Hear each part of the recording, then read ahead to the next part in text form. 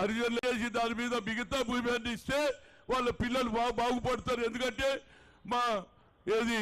people March లో చెప్పిండు బట్టి విక్రమార్క, జిస్కా జమీన్ ఉస్కు, ఎవరి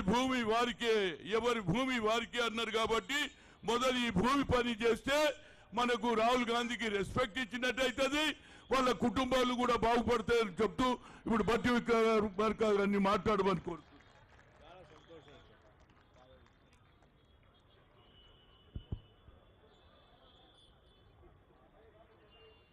రాష్ట్ర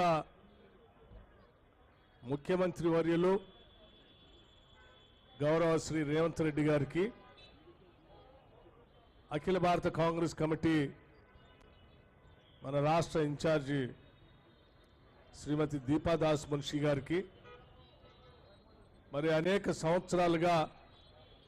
రాజీవ్ గాంధీ జయంతిని వర్ధంతిని కూడా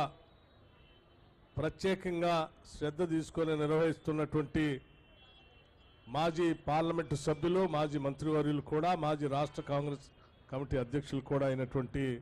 హనుమంతరావు గారికి, మరి మాజీ మంత్రివర్యులు శాసనసభ్యులు